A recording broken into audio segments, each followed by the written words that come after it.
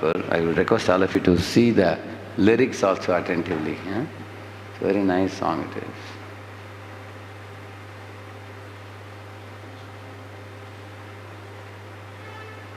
This is one Pune devotee has sung it very nicely.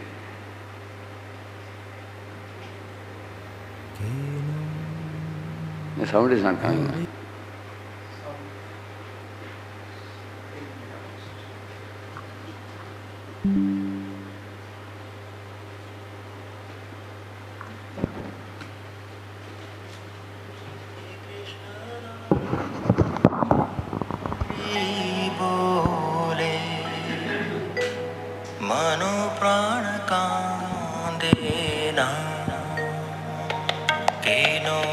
Hare Krishna naam Hari bole mano prana kande naam keno Hare Krishna naam Hari bole mano prana kande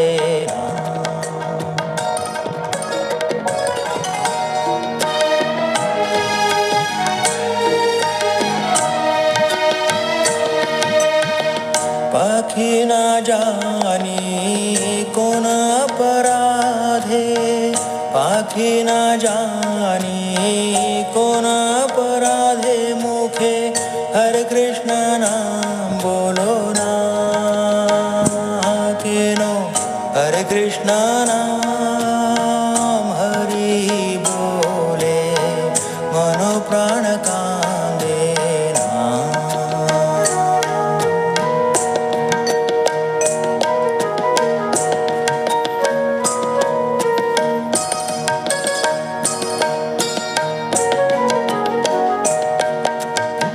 बनेर पाखीरे धरे रखलाम हृदय मंदिरे मधुमा खाए हरि नाम पखीरे शिखले शिखे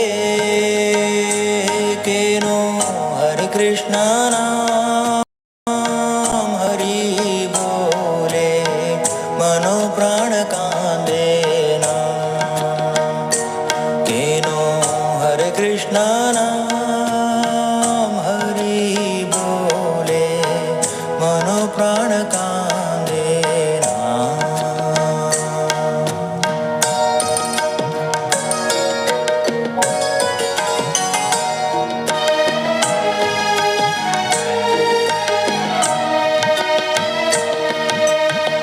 पाखी सकल नाम बोलते पारो पाखी सकल नाम बोलते पारो केनो हरे कृष्ण नाम बोलो ना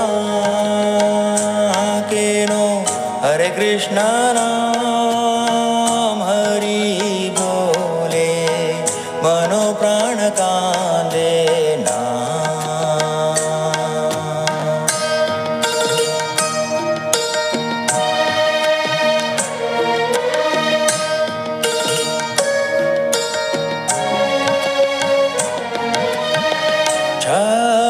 पाखी रूपे देश जाई जे देशे ते मानेर मानुष आशा जाओ या नाई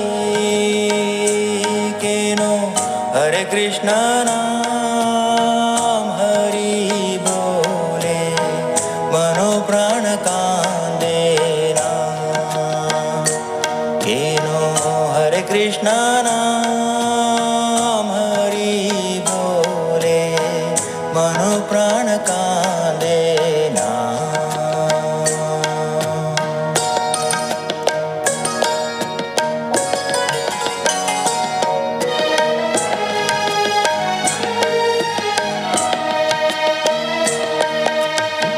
पाखीरे तोर मरण काले ते पाखीरे तोर मरण काले ते चरबी वासेर दोलाते ओरे चार जने ते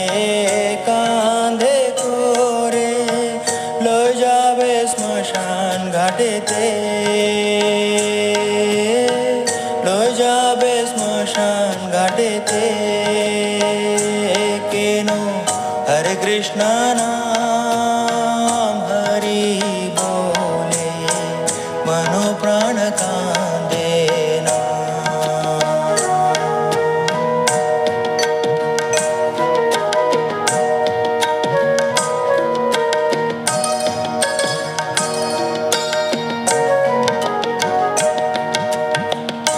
ওরে তোর মুখে আগুন জিভে তুলে, ওরে তোর মুখে আগুন জিভে তুলে কি করিবি তাই বলো না, কি করিবি তাই বলো না। কেন হরে কৃষ্ণ নাম হরি বলে মনো প্রাণ কাঁদে না।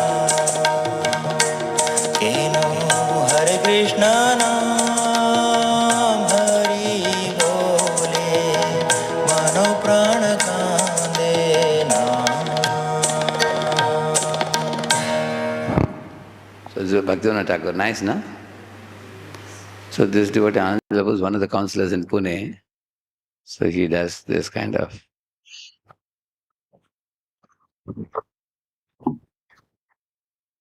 So in chanting of the holy name,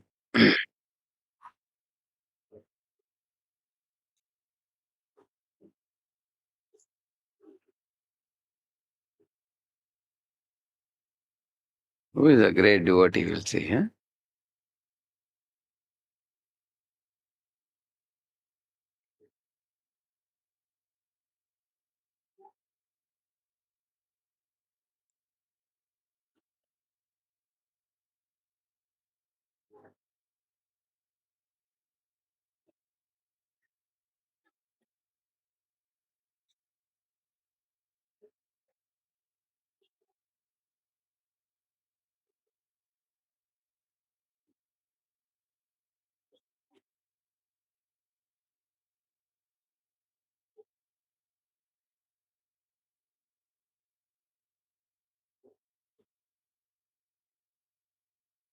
So in chanting of the holy name, we all have been chanting for many years, Hare Krishna.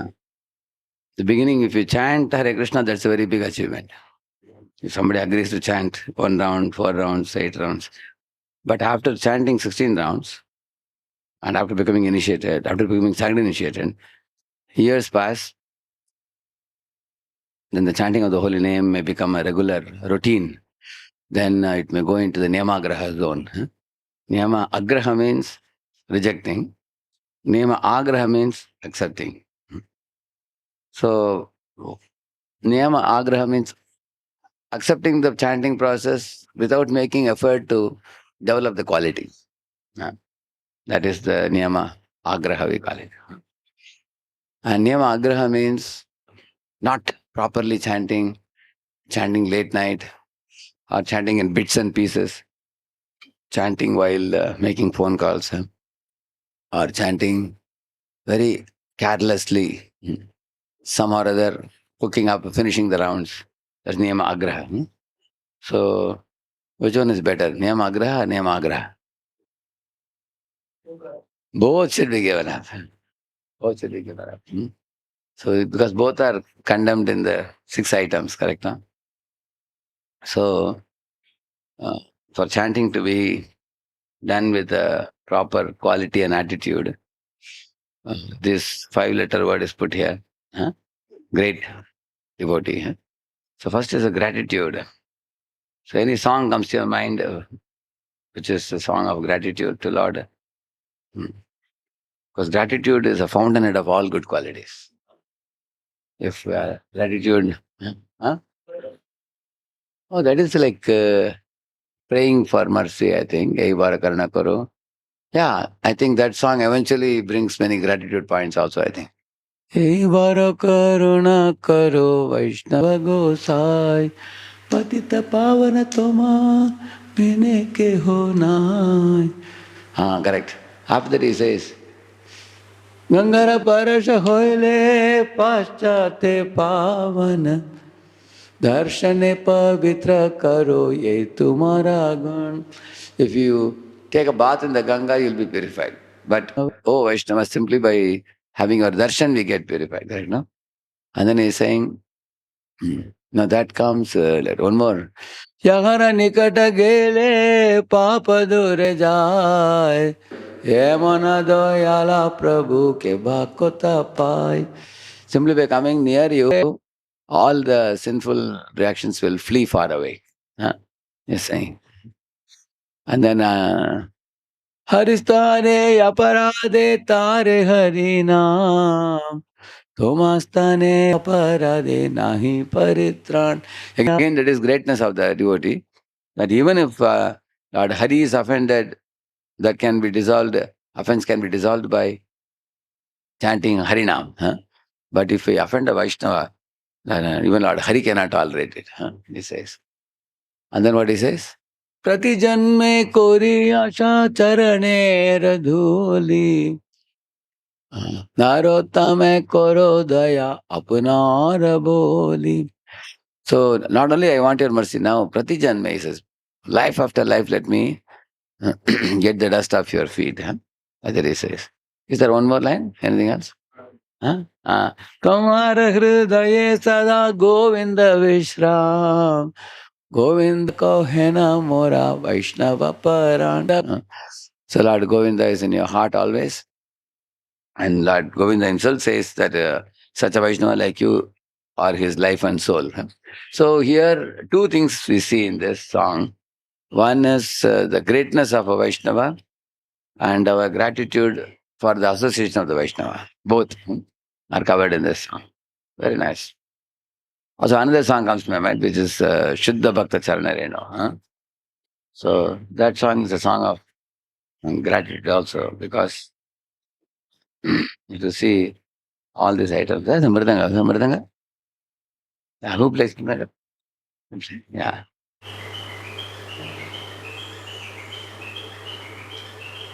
Shuddha Bhakta Charana Reno Bhajananukula Shuddha Bhakta Charana Reno Bhajananukula Bhakta Seva Parama Siddhi Premalati Karamola Bhakta Seva Parama Siddhi Premalati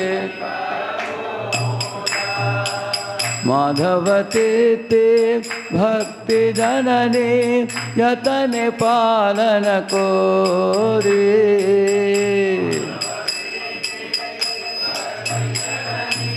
Yatane Palana Kori Krishna Vasati Vasati Boli Paramadare Boli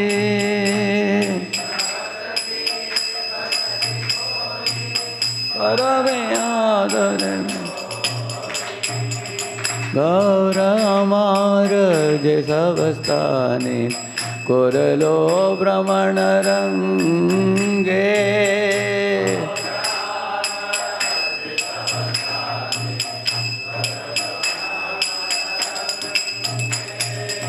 Sesavastana Herevani Pranayi Bhakata Sange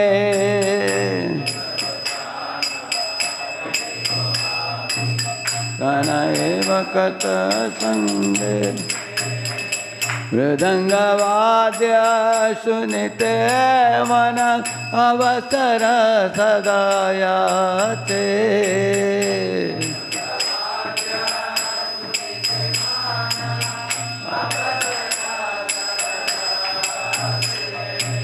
Gauravihita Kirtana Sune Anande Hrudaya Nate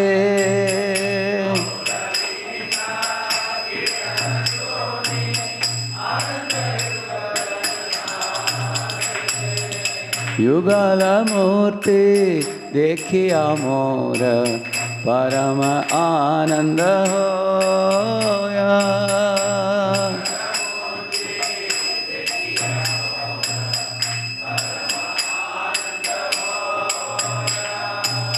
Prasad Seva Purite Hoy Sakala Prapancha Jaya.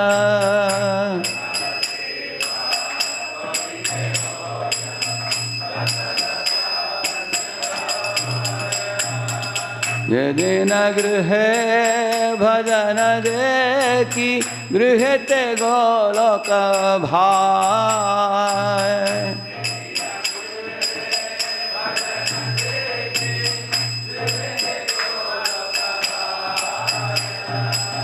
Charana Sindhu Lekiya Ganga Sukana Sima Paya.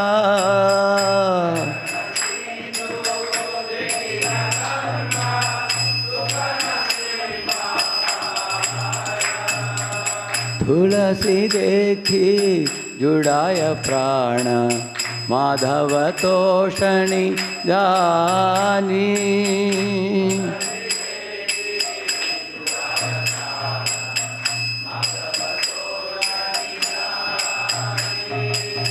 गौर प्रिय शाक सेवने जीवन सार्थक मानी.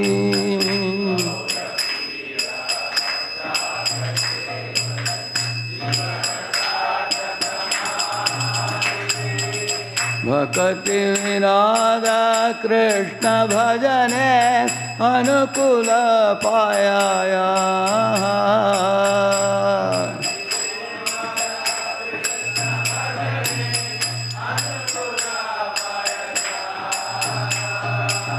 प्रति दिवसे परम सुखे स्वीकार करे ताहा.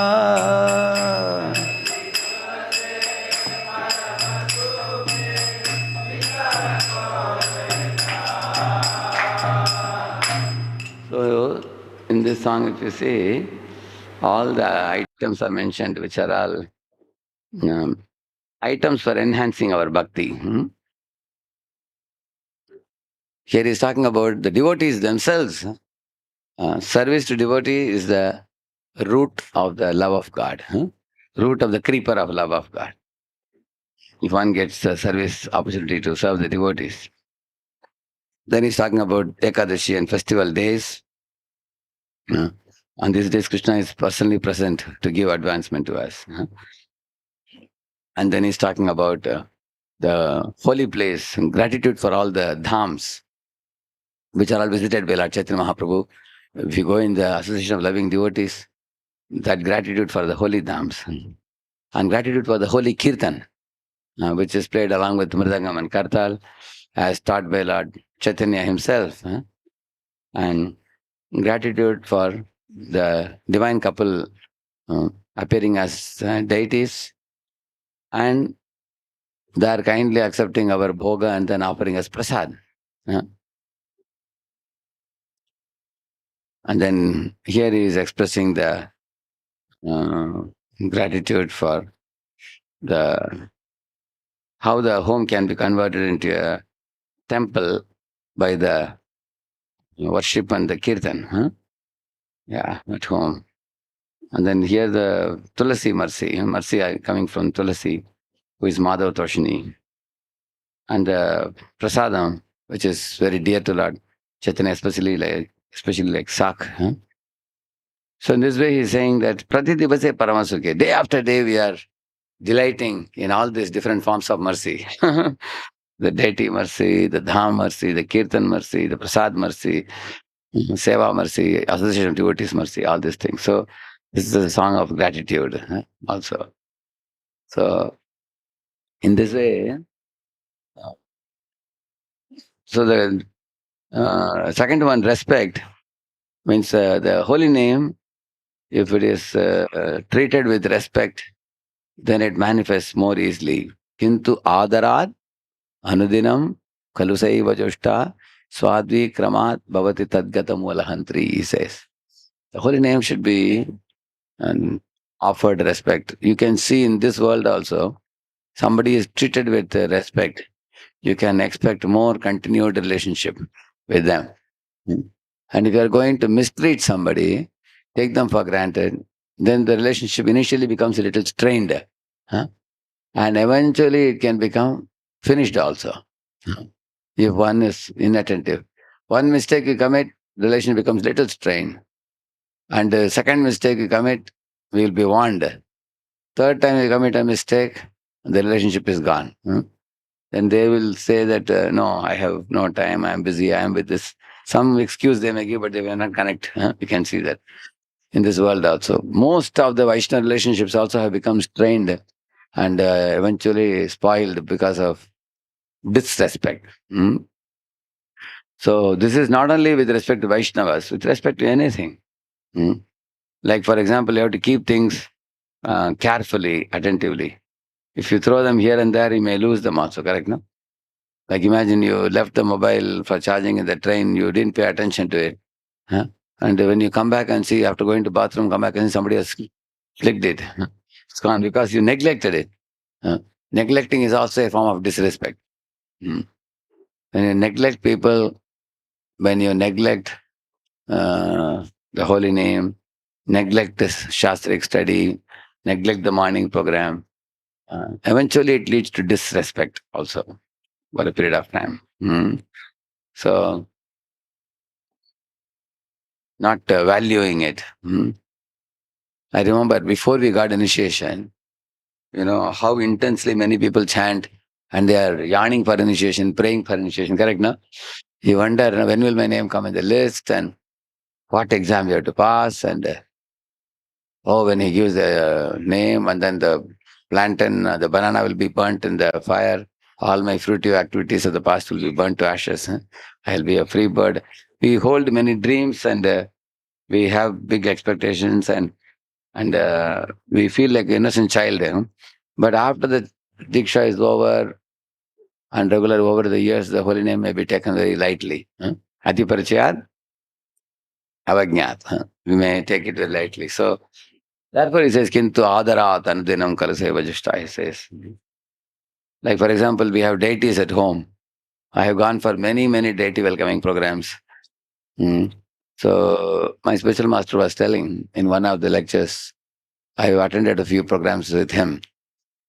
So, the deity form of the Lord can be dealt with in two ways, he said. One is you can treat them like, a commodity at home. Okay, I am a jamindar, I am a rich man, I own this house. And we have brought a murti also to home. Either you employ some brahmana to worship the deity, or children at home will worship. And then, uh, initially I have some eagerness, and then eventually the eagerness goes away. You may just see the deity and do like this, but you may not even offer obeisances many times. You come and go and do many other busy activities, and then the deities remain like a toy at home. Uh, This is one type of approach to keeping deities. And eventually you find small kids are sometimes dressing deities, sometimes worshipping some Ekadashi day or something. Other days deities are closed. Some day they are offered something, other days they are not offered properly. They are neglected like that. So eventually the Lord will not be manifest in such a home. Another way of worshipping deity is considering them the owner of the house. You tell the Lord, the Lord has come into my house. Now this is the house owned by the Lord and I am also allowed to live here. And you see the person is wearing Harinam Chadar in the early morning, has taken bath, wearing tilak in 12 parts of the body, is falling at the feet of the Lord, and altar is like shining and lamps are lit up, and there are the aratis are performed, chanting, dancing, and all devotees, many other neighborhood people come, they chant. And every day the Lord is attended, morning, evening aratis and classes and prasadam distribution, book distribution. There is one devotee in Pune like that. One room in his house is converted into BBT godown. The boxes are till the ceiling, filled up with boxes. Books are going out, and you know he deals with the deities like one of the persons at home. Like he deals with his own mother and father. Imagine if your parents are in one of the rooms in the house, how will you deal with them? Like that he deals with them. Without them eating, he will not eat. And he wants to make sure that they're put to rest. And if he has to go out of station or somewhere, he will find out the best devotee who can come and offer the best care for them, and he will give all the procedures written down, how the deity should be taken care. Correct now? So the one who takes the deities very seriously, like parents, and very, very attentively takes care, the deity also reciprocates with them. Correct now? The Lord very powerfully reciprocates because he has taken them very seriously. So in the same manner, you know, once His Holiness Jayadratha Maharaj was telling about Prabhupada. Prabhupada saw that one devotee went to washroom and came out, and he had put the bead bag hanging outside on the door.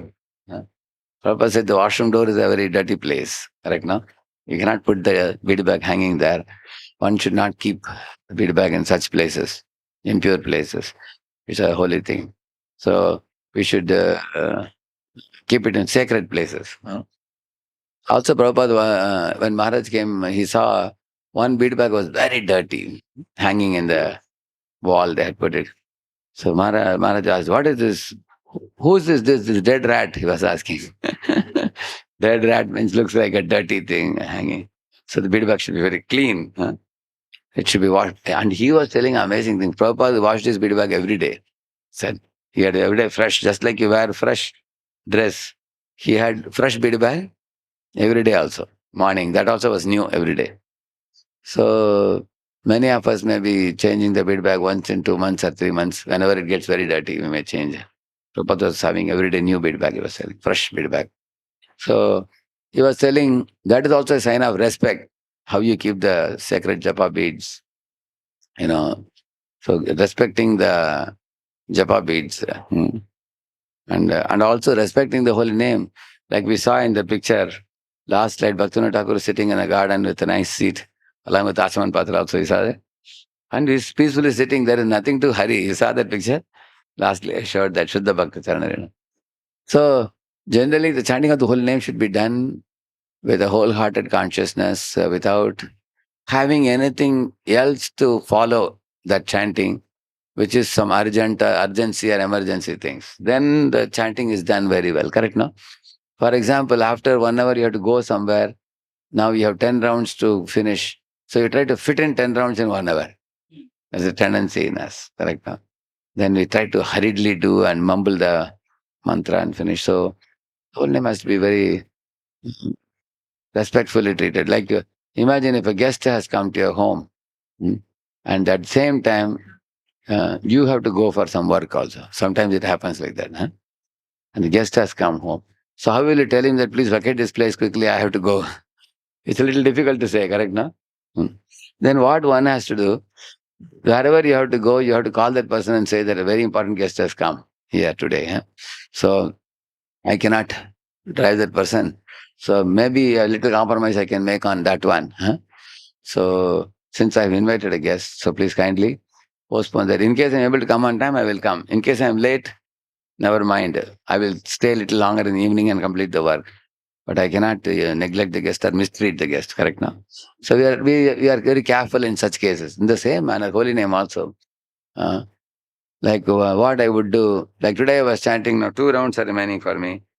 I didn't want to fit in. I kept just 2 rounds. Now when I go, I will find out a time slot in the day when nothing will catch my neck.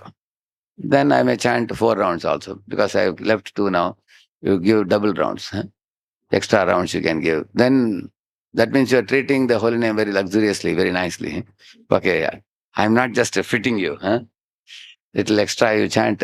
Nobody is going to punish you for chanting extra. Correct? No? So respecting all these things means respect for the holy name. How you deal with the holy name. Because the literal meaning of the holy name is Aha Prabhu Nanda Sutta, Rishabhanu Sutta Yuta, Karuna Korohi Baro, Naruttama Dase Koi, Nate Liha Ranga Poi, Tomave Na Ke Ache Amara. He says, when I chant the holy name, the divine couple is coming in front of me, and they are beautifully standing and observing my chanting. I'm calling them, they're coming. So and I'm begging for their mercy. And then he's saying, I have no other shelter in this world other than you. So respectfully, if holy name is welcomed and chanted like that, then one can feel the presence of the divine couple in front of our eyes, and everything else goes to the background. Hmm? So, and also respecting the holy name means avoiding 10 offenses. Because the 10 offenses, if you see, in that the fifth offense is considering the glories of the holy name to be imaginary, correct? No? That means underestimating the holy name.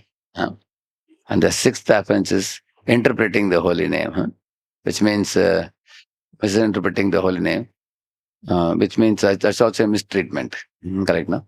Seventh offense is abusing the holy name, using the good name of the holy name for one's own purposes, sinful activities. So, similarly, the eighth offense is also again undervaluing the holy name, considering it to be the karmakanda name. And ninth offense also is actually, giving out the holy name to unqualified people. For example, you have a daughter. Will you give your daughter in marriage to an unqualified boy? Huh? You see that he's a vagabond. He is jobless fellow, and he is characterless fellow, and he already has a very bad track record of doing many blunders in life. Will you hand over your daughter? You'll be very careful. When you hand over your daughter, you will think of all these considerations. Similarly, holy name cannot be given to somebody who is unqualified. Which means should be like sometimes like this garland was given to Indra. He handed it over to a elephant. And the elephant crushed it under the feet, and he lost all his opulences. That's the ninth offense, isn't it? When you are mistreating a respectful commodity, correct now? So all these offenses, if you see, it's all arising from disrespect only. Na bhajanti avajananti. Tanat brashtaha patanti adaha, he says. So we fall from the spiritual platform because of disrespecting the spiritual items. So in the very first item, gratitude, which is our heart is swelling with joy and gratefulness for all the gifts and which they're all spiritual gifts, but even before the spiritual gifts, you can even think, Krishna, you're so kind, what amazing, nice prasadam, food items you have given. You have given me a platform where I can live in a family. You see, in certain countries nowadays, there's so much of looting and shooting in many countries. You cannot live peacefully. Some of the devotees who are abroad write mails to me saying that although this country gives a lot of wealth, money is available, so good salary, fat salary is available, but there is always threat. Anytime the thieves can break into house and kill you and take away all the money and go. And they don't care a fig for who you are. They kill the people because they can't complain to police once you finish the people. So it's such a threat. You make a lot of money, but you can't live peacefully. So in India, if you're living peacefully, you should be grateful, correct? No? Here we are getting some good salary also. At the same time, we can live peacefully. The culture is there. It's a peaceful culture. We are getting proper prasad, and we are getting the association of devotees, and we are able to do the spiritual practices without somebody threatening us. Imagine if you are living in Bangladesh or Pakistan, day in and day out, there is always, tension. Who will come in a mob? A mob may come and attack anytime. So when you are comfortably practicing Krishna consciousness, we oftentimes forget the privileges and the facilities that we have right now to practice spiritual life. So one can be grateful for all that. Also, we have got the Hari Guru Vaishnava Sangha, we have everything. So when one is grateful, then the proper holy name will come. So Krishna appears in so many ways, as we read in that song, Shuddha Bhakta Sharanare. So receive with gratitude, offer the due respects properly, and expecting mercy. So expecting mercy is a very important quality. It's called samutkantha. Samutkantha means when one is entering the temple, one is eager to see the deities. In the same manner, one should be thinking, when will the mercy of the Lord come in my life? Like Akrura is entering Vrindavan. Is thinking, oh, will I be able to see my dear two lords, Krishna Balaram? And I am a great sinner, assistant of Kamsa, minister of Kamsa. So will they recognize me or will they reject me? Maybe when I offer obeisances, Krishna will pick me up and embrace me and dissolve all my sins, and he will not reject me. Lord knows my heart. Externally, I am a minister of Kamsa. Internally, I am Krishna's devotee. So hopefully, Lord will accept me. So in this way, on one hand, he feels I am unqualified. On the other hand, I am eager for Lord's mercy also. That is his expecting mercy. Just like in that song we sing, Lalita Vishaka Yadi Yata Sakhi Vrinda Agnyaya Kuribo Seva Charanaravinda. Then he's saying, Shama Gauri Ange Devo Chando Neraganda Chamaradulavo Kave Heri Mukha Chandra. When will the time come when I will stand next to the Lalita and Vishaka and give them all the Arati paraphernalia one by one items, like the dhoop and deep and the kerchief and the water and, flower and the chamar and everything. I will become their assistant. And when they are offering worship, I will get to behold their beautiful forms. And in this way, I can assist Lalita and Vishaka, he says.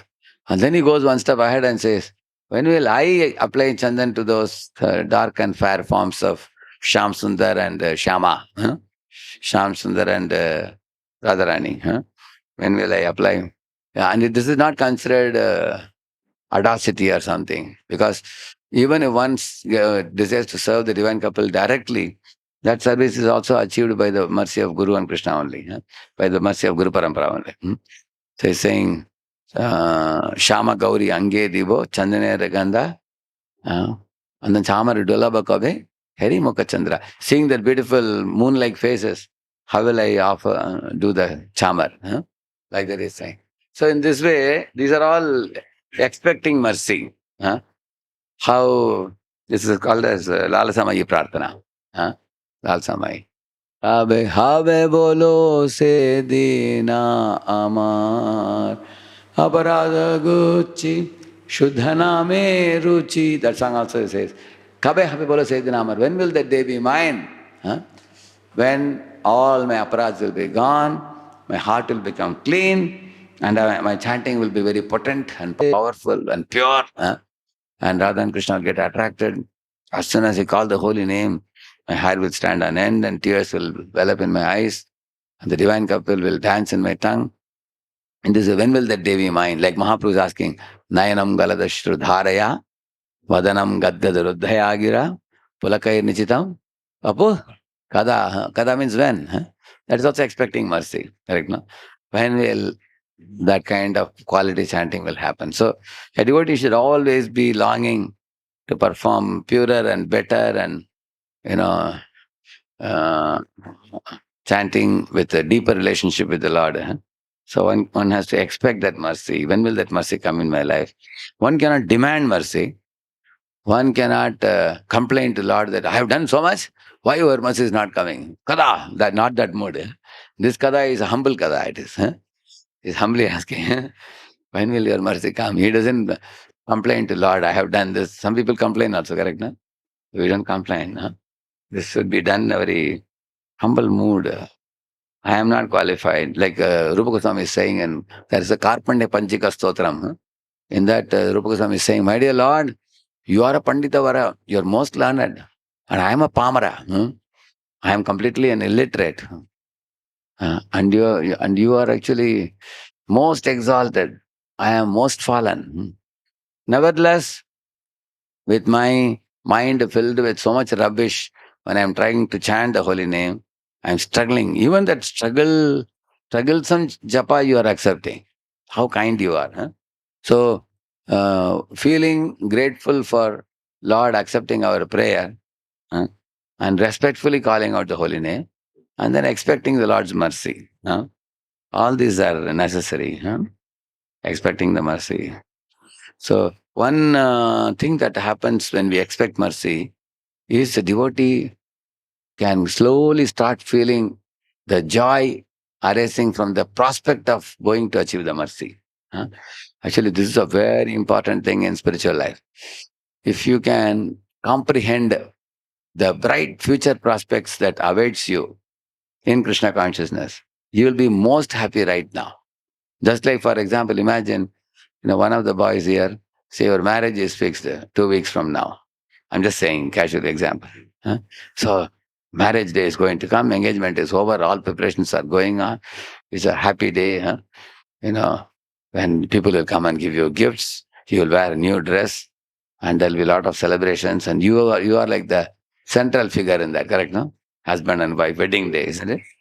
So, uh, so sometimes people just 2 weeks before onwards, there is so much of WhatsApp messages come to them and appreciation come. People send pictures, correct? No, so many things happen like that because you're thinking that now I am entering marriage, I'm going to be very happy. So the prospect of what I'm going to get later, now itself, when you think about it, you feel very happy, correct? No? So in the same manner, today is a festival day. There's going to be a feast, huh? Big feast, fasting till noon. After that, feast. Huh? So then the fasting till noon is not that much painful because what is awaiting is, correct now. So there is a feast awaiting us. So if we meditate that, oh, a very wonderful feast we are going to have after that. So many nice items. So in the same manner, in Krishna consciousness, the austerities don't cause you much pain, provided you can think of the prospect of what you're going to achieve. I'll show you one song, which is this is a famous song.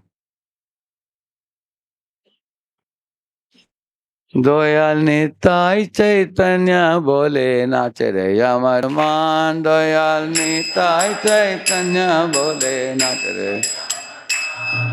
নাচে রে আমার মান, নাচে রে আমার মান, নাচে রে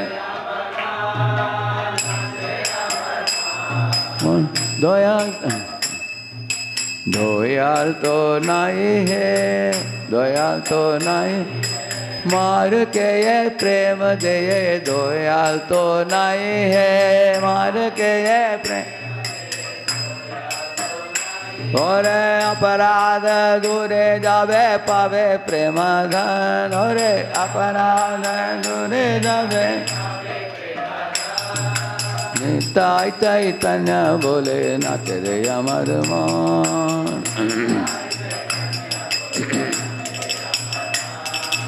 ओ नामे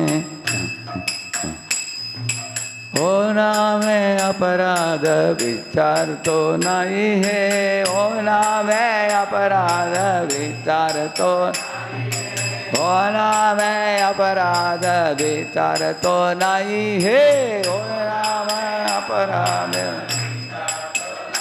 तकोन कृष्ण नामे रुचि हवे गुचि बेबंधन, कृष्ण नामे रुचि हवे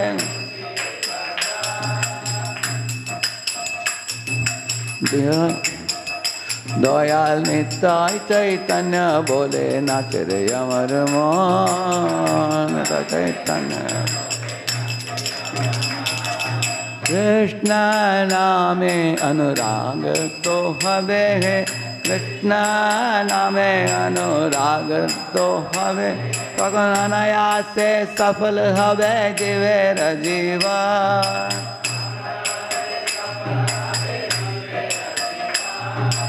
निताय चैतन्य बोले नाच रे अमर मान, निताय चैतन्य कृष्ण रति बिना जीवन तो मिचे है, जैसे वृंदावन राधा श्याम पावे दर्शन, वृंदावन निताय चैतन्य बोले नाच रे अमर मान। गौर कृपा हले है, गौर कृपा हले, गौर कृपा हले है, निताय चैतन्य बोले नाच रे अमर मान, निताय चैतन्य बोले। See, very beautiful meaning of this song. See what he's saying. The nachare amar man means Oh, my mind is dancing, thinking of the two great personalities, Nitai and Gaur. Thinking of these two personalities. Huh?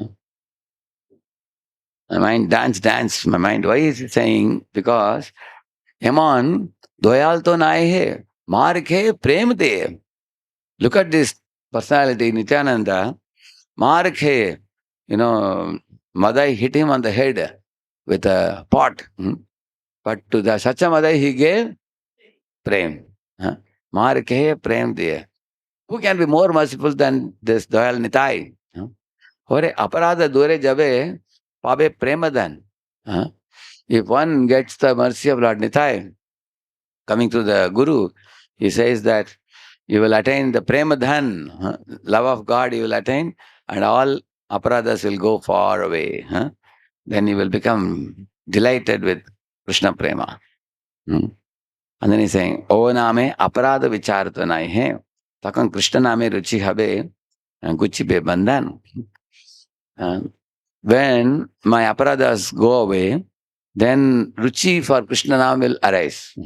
And by that, all Guchipe Bandhan, all my bondage will be finished. I'll become free from all material attachments and sinful activities. In this way, I'll be a free bird after that. He's saying, Krishna name anurag to habe hai, takon anayase safal habe jiva jivan. When attachment to the chanting of the holy name increases, by that anayase, very effortlessly, safal habe jiva jivan. Our life will become successful as our attachment to holy name increases. Like you see in the picture, Dhruva Maharaj is going back home, back to Godhead. Effortlessly, we can go back to Godhead as we increase our taste for the holy name. That is saying. And then Krishna Rati Vina Jivan. Somebody may ask, why should I develop attachment for the holy name? I have so many other things to do. Somebody may say, hey, what are you saying? Krishna Rati Vina Jivan to miche hai. If you don't develop attachment to Krishna's holy name, your life is a waste. He's saying. ऐसे वृंदावन है राधाश्याम है पावे दर्शन.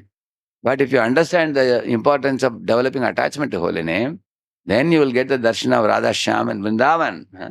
And that is made even more easy by Gaura Kripa Hale. Because when one gets the Gauranga Kripa, then darshan of Radheshyam Sundar becomes very easy. So this is a very hope-giving song, isn't it?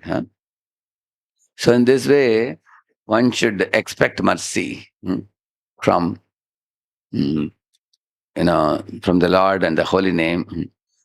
And then expectation of the mercy also includes anticipating success also. The prospect of, performing our bhajan very powerfully and then attracting the attention of Lord, and then what results are going to ensue by that.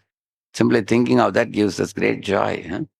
Like in Hyderabad, this Barsana Rani Mataji, wife of Keshava, what is his name? Chaitanya Keshava Prabhu. Now, as soon as she was detected with cancer, Prabhuji immediately called me. Prabhuji called me that just 10 minutes ago, we met the doctor and doctor says she has got a 4th stage cancer and it's extremely serious. And the body may not even last more than a couple of weeks or 2 or 3 weeks max. Doctor said. So we thought Prabhuji will immediately call you. So he had just told his wife, this is what doctor is saying, because he didn't want to hide, because situation is very critical. Better let she prepare her mind. So when I took the phone and both of them spoke to me, my Lord, I was taken by surprise. She said, Prabhu, when I heard this, I was so happy. She said, now some people live 90 years, 80 years, 90 years. Now before I got so old, Krishna has called me immediately, now itself, when I'm still not very old. And if I'm going to leave the body in a week or two, then as soon as I leave the body, I'm liberated from the body. Then I'll get to see beautiful pastimes of Krishna, which you have been reading in Krishna book. Krishna book you have been reading and hearing from Prabhupada lectures and all that. We have been hearing from so many devotees, so many pastimes. Now the Lord is giving me access. So she was ecstatic about, as if, you are going from one room to another room. And then you are going to see the Lord in the spiritual world with all his colorful pastimes. She was telling, how Krishna performs colorful pastimes in Vrindavan with his devotees. So, how blessed for one to leave this horrible body and go to a platform where you can get to witness those wonderful things. Huh? So she was actually thinking of the prospect of entering spiritual world and seeing Krishna, and that gave her not only confidence, hope, joy, and freedom from fear. Huh? Completely freedom from fear because she has a firm faith. Prabhupada says, for a devotee, this is the last birth. No? You will not have to come back to the material world again. If you have faithfully followed the Guru's order of chanting 16 rounds, following 4 regs, living in the company of devotees till last breath, you didn't just drop devotion service and go away for some material pursuit. Huh? If you remained like that, in one lecture, my spiritual master was telling, many people imagine that you have to become a pure devotee, you have to attain prema, Siddha Bhakti, we are very fallen, how will you attain? Maharaj said, you don't have to worry about all this. If you, lifelong, if a devotee has remained loyal in these practices, Prabhupada says in many places, you just chant 16 rounds, follow 4x, live with devotees, develop a taste for devotion service, and be convinced that this is the right path. This is the ultimate goal of life. And if you are going like that, even you may be average devotee, you'll go back to Godhead. He said, you don't have to be outstanding devotee to go back to Godhead. But if you give up the devotional practice for some imagining, quote unquote, some better material pursuit, we think, oh, devotees are foolish. They are stuck in all these things. I will go here, I will go there, I will do this, I will do. Some people have done that. Then you need one more body to develop that conviction in bhakti. Correct now? So, Maharaj was telling once, my Guru Maharaj, if a Mataji is cooking in the kitchen, offering bhoga to Lord every day, hearing kirtan, hearing the lectures, and assisting in, making dress for the deity or jewelry for the deity, teaching some little children, she may be doing everything in the background. Many people may not even know. There are people who are very popular in YouTube, big speakers. They may have thousands of followers. But this Mataji, who is humbly practicing in the kitchen, she will go back to Godhead. He said she doesn't have to do anything extraordinary to go back to Godhead. She doesn't have to know the finer things. He said, am I in bhava or am I in prema? You don't have to worry all that. Her qualifications has faithfully followed the Guru Parampara, whatever she has been taught. Yeah, she doesn't have to know all the technical nitty-gritties of everything. So, expecting mercy, then accepting reactions. So, this is another very important quality. Generally, we are afraid of reactions, and many devotees even may pray that please kindly wave off the reactions so that I don't have to suffer the pain of the reactions. Especially if we are not very advanced, we fear the reactions, danda which follows. Even when Indra came to Krishna after the Govardhan lifting was over, when Krishna was privately there near the Govardhan, he came. At that time, Indra was thinking, according to Chakravarti Thakur, Vishnu Chakravarti Thakur says that Indra thought that Krishna will chastise me now and he will invite Yama to take me to Yama's abode for solid beating up. because he already did so much trouble for the Vijayabasis, no? You're trying to kill the cows and calves by showering rain and everything. Of course, Krishna called out the punishment. He didn't give him any punishment. Rather, Krishna allowed him to continue with his post. He told, you don't have to. In the last verse, Krishna calls him as Bhadra. Bhadra means auspicious chakra. Chakra, who is chakra? Indra only. Indra is called chakra. Chakra is Shatakratu. Hmm. You will see,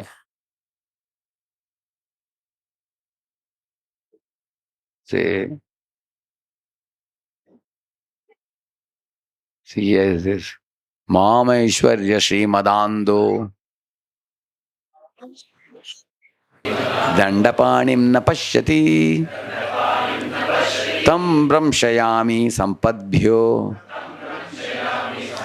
yasya chechamyanugraham. Yeah, he's saying, Mama Aishwarya Shri Madando, Mama Aishwarya na pashyati. People not seeing my Aishwarya. Why they don't see Krishna's Aishwarya power? Shri Madando. They become infatuated by their opulences. So they cannot see that I am standing as a Dandapani, as a punisher. of such fools. Tam bramshayami sampadbhyo. Jasya cha ichchami anugraham. When I smash them or punish them, that is also my anugraham. That's my mercy upon those fellows. So I showed my mercy to you, Krishna is saying. So he's keeping the mukut down, you see. What is the meaning of keeping mukut down? I surrender my post. Now you can post anybody you want. So now Indra was little doubtful. After I give up my post, maybe Krishna will leave me or maybe he will send me for punishment. He was not very sure. So he's praying for this thing. Now Krishna is telling, Gamyatam Shakra Bhadram Vaha. Why Bhadram? Bhadram is auspicious. How is Shakra Bhadram now? Because now he has become purified now. He's purified Indra.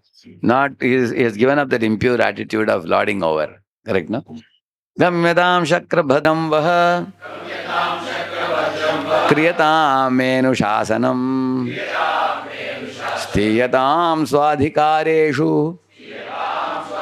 Yuktairvastambha Varjitaihi. Gamyatam. You may go now, Indra, auspicious one.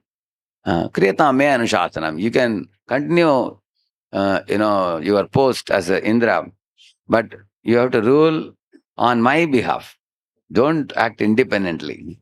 Because the tendency of the living entity in this world is to forget the upward connection and remember only the downward connection. So he says, on my behalf you can rule. Stiyatam swadhikaresh yuktair vastambhavarji. You don't have to give up your post, but you have to give up your pride. He told him. And Krishna forgave him. So now this is about him, but now you will see that if you see Parikshit Maharaj, what he told, there is a verse, I'll just show you.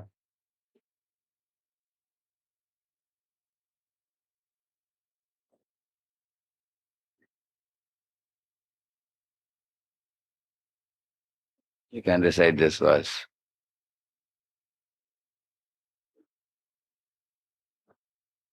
Tasyaiva meghasya paravaresho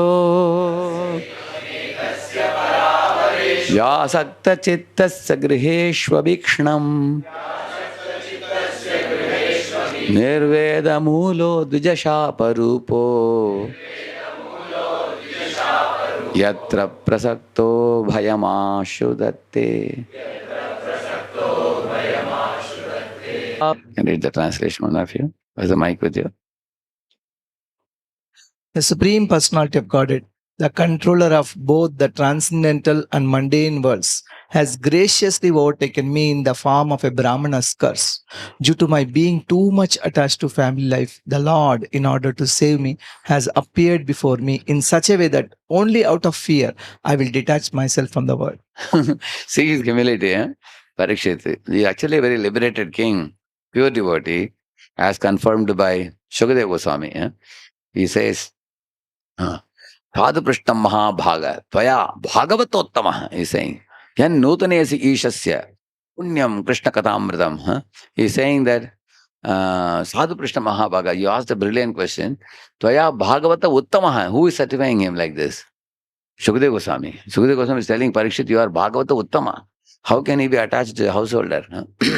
This is his humility to think like this. He's claiming to be Chatra Bandhu or attached to householder. That is his own version.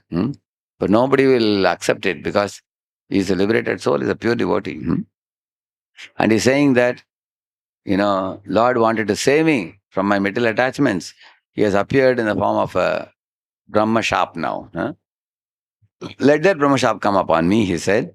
And Lord wanted to instill this in my life so that I develop fear of my position and then detach myself from this world and then proceed further, accepting my death and then further liberation from this world and going back to Godhead, you see. So when this kind of situation came in his life, he didn't run away from it. He didn't cry. He didn't protest. He didn't demand, I am grandson of the Pandavas. Look at my credentials. Look at my track record. Sometimes It has been seen even in ISKCON sometimes. Somebody was manager in some post. In one place there was a manager holding a post. There were some uh, congregation who said that he takes money but doesn't give any hisab kitab. Correct, no? No proper accounting. Takes money and then he takes money from here and puts there, takes from there and puts here. He doesn't listen to anybody. And also he makes plans and suddenly changes plans. Like a lot of money losses are there. For festivals, for example. He will say, tomorrow we'll do the festival. All arrangements are made. Last minute he will change mind and say, we'll do it next week. So then lakhs of rupees are lost. So they made one request to him that let us have 3-4 people with you, and then you give us also some, opportunity for planning and decision making, which he didn't allow. Later on, the matter was escalated to higher authorities, and it had become so ripe, the matter, that a lot of losses were there. So they told him that we are making a committee of 5 people, you are also one of them, which he didn't agree with. He said, who are you guys to make? I am the one who preached in this place. I am the one who developed everything. You guys cannot even come here, he said. And he told this to his authorities. What do you call it? The temple to which he was connected. You guys don't put your feet here now. This is my area and I will do it. Later on, those people, of course, applied like military power, we say, na? And they ejected him out. They put the committee there to run the show. And they gave him one corner. I don't want to mention the name of the place. It was one place. There were 7 areas there. So out of the 7, they gave him one newly developing area. They told him that you can develop this now, but develop it in a very cultured way, proper way. Don't earn a bad reputation and all. And then they gave him. He left ISKCON and started his own organization. He said, I will start my own thing. Now he started, of course. Now he has become like a tiny rat now. At one time, he was like a lion. He could have done so much. He could have done if he stayed with ISKCON, stayed with devotees, and then grew with everybody. Because he had a lot of support. People had a lot of respect also for him. People would follow him also. But he wanted to be a singular supreme, correct? No? Without involving everybody. So now he went out and none of the people went with him because they said, we want to be with ISKCON only. You do whatever you want. So he left. Now, I knew this fellow from his very early days. I know him.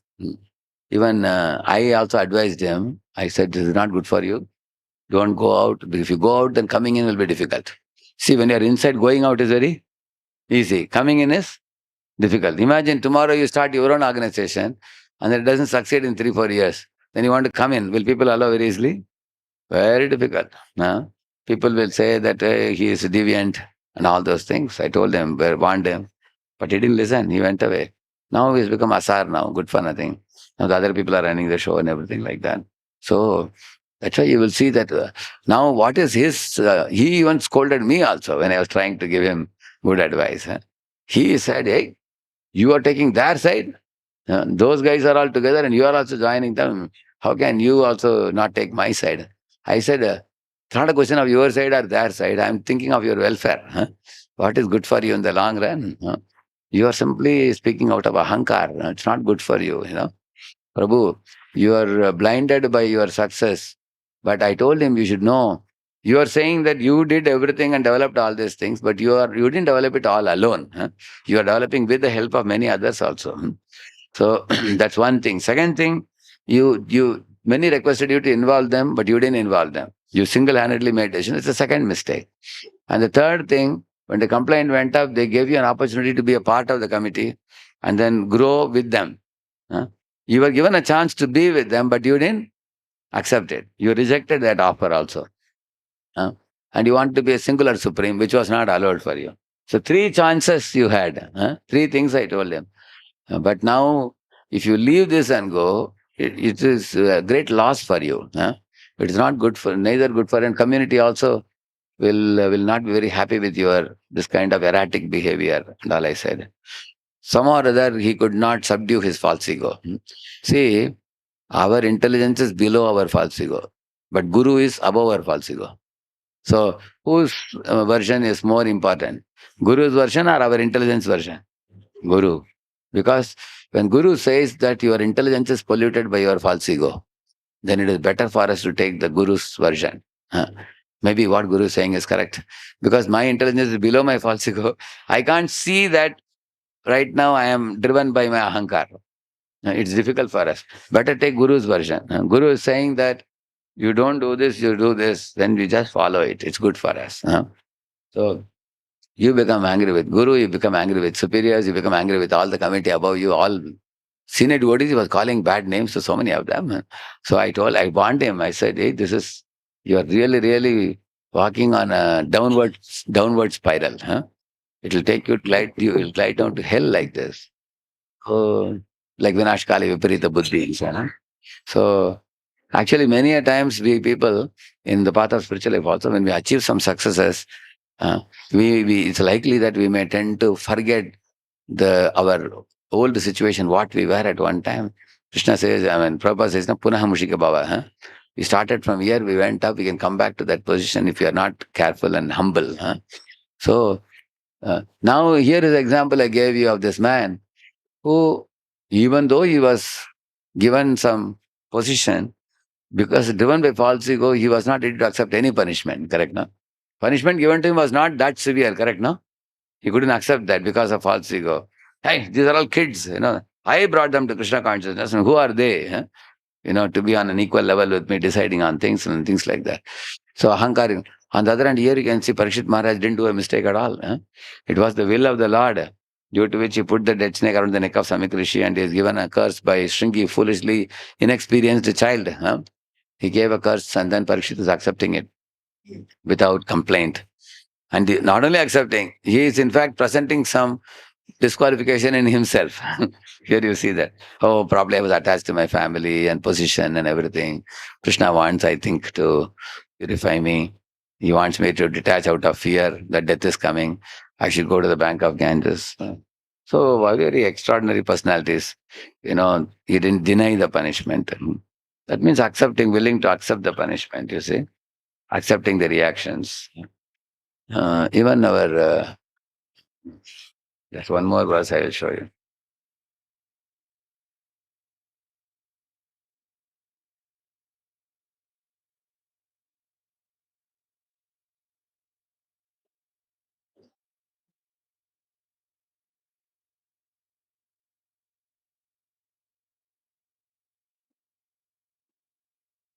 Purva karmanu rupam. He also says that. See what he says here. Please repeat this verse. Nasta dharme nasu nabasu nichaye naiva kamopabhoge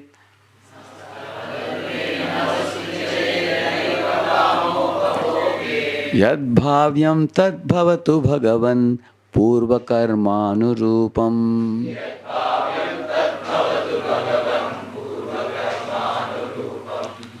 Etat pratyam mama bahumatam janma janmantarepi.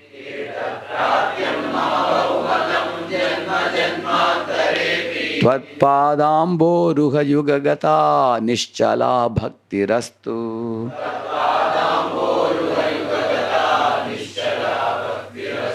Read the translation. What he says. Yeah. For religiosity, or for accumulating wealth, or for enjoying sense gratification. Let these come as they inevitably must, in accordance with my past deeds. But I do pray for this most cherished boon, birth after birth. Let me render unflinching devotional service unto your lotus feet. So what is my focus? My focus is unflinching devotional service unto your lotus feet. My punya, pap results may come in my life. Punya may give me happiness, papa may give me pain, but I am not going to divert my attention to those things. So those things will come and go. Today I am happy, tomorrow I may be miserable. Or today I am miserable, tomorrow I may be happy. But if I am going to pay my attention to those dualities of sukha, dukkha, mana, paman, shita, ushna, all these things, then my focus on Lord's lotus feet will be lost. Therefore, let me render unflinching devotion service unto your lotus feet. So this is a lesson we can learn from Mukundamala, Kulashekara, how to keep our focus in chanting and spiritual life and not be too much bothered by, not only bothered by misery, bothered by success also.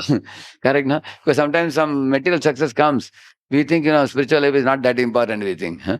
Oh, now I become very big success materially, become very popular, and then you go headlong in the, intoxicated state. Then one neglects, devotional service. So we can see uh, Nasta dharme nacha basuniti nichaye naiva kama upabhoge. Whatever purva karma rupam bhavatu, let it come, he says. So that means, accept the reactions. In the Bhagavatam, you will find many examples. Kings like Bharat Maharaj, Prithu Maharaj and all, and Ambarish also, they got the fruits of their good activities in the past, which came as royal delights. Correct, no? They had, for example, costly clothes to wear, big palace to live, nice, fine foods to eat, many queens, children, gold and silver, and lot of name, fame, people showering flowers. So these are all a result of their previous punya karma, correct, no? So when those punya karmas were fructifying in their life, how did they deal with it? They just accepted it as they came without becoming infatuated by them. And when suffering came, they accepted suffering also. Like Parikshit is accepting suffering. They see everything as Lord sent. Huh? If Lord has sent something, like doctor is, sending a bitter medicine for you, you won't be angry on the doctor because he's a good fellow. He's going to cure my disease. Doctor gives an injection, it is good for me. So they take both misery and pleasure that come their way. Purva karma rupam, whatever comes, just accept it and go on with life. That is not the point. That's not very important, because that's anyway going to come. The reactions will come.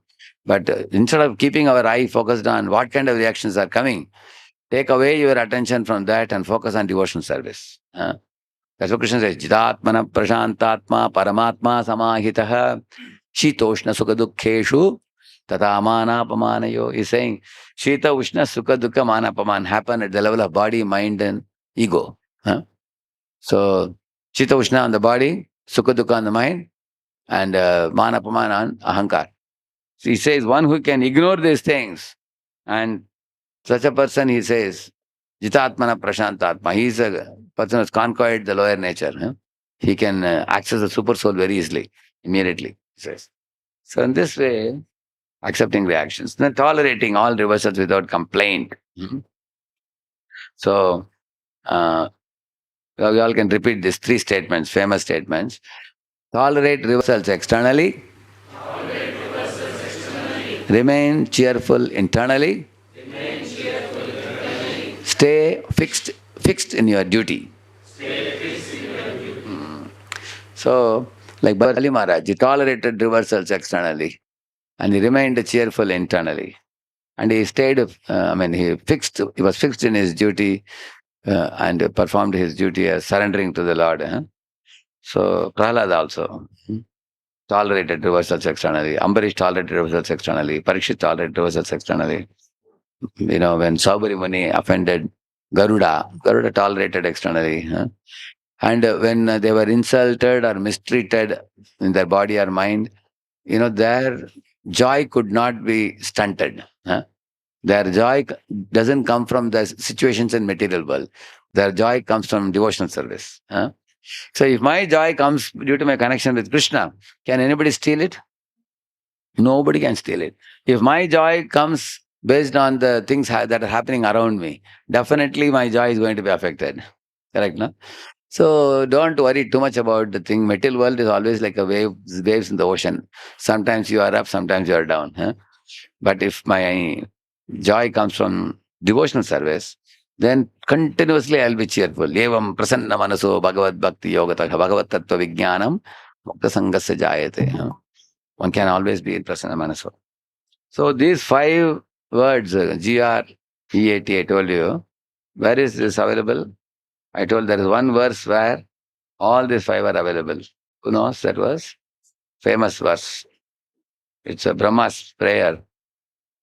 We have to give a gold medal for Brahma for speaking in that verse. What is that? Huh? Ah. Tate, tate,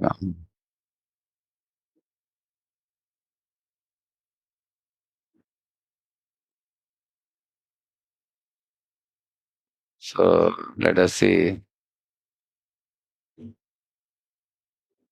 Okay, in this verse, let us see how you will find out where is where. Now you have to find out where are these 5 items here. You have to find out. So te anukampam. What is that? Gratitude. It's all your mercy upon me, my Lord. Gratitude for His mercy. So some ikshamano. What is ikshamano? Iksha means I is correct, no? Ikshamana means expecting, anticipating. So that is expecting mercy, yeah. And bhunjana, accepting reversals, accepting accepting reactions. And then Atmakritam Vipakam. No, actually Atmakritam Vipakam is accepting our karmic reactions and Bhunjana is tolerating. Yeah. Bhunjana is tolerating. Atmakrita means I only did some wrong things for which results are coming now. Let me accept the reactions and not run away from the reactions. Huh? And then Hrid, Var, Vapurbir, Vidadhan, Namaste. What is that? Respect. You see? All are covered now, all the 5. G.R.E.A.T. Gratitude, respect, expecting mercy, accepting reactions, and tolerating all reversals. Yeah. Such a person becomes Jiveta yo mukti pade sadaya bhag. Such a person is sexual. Yeah? Where is anti-passion mercy?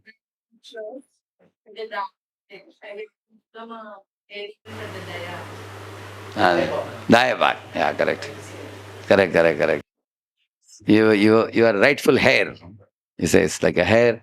Heir is a person who gets the father's property. You just remain a good son. That's all. It comes to you. You know, you don't have to do anything extra.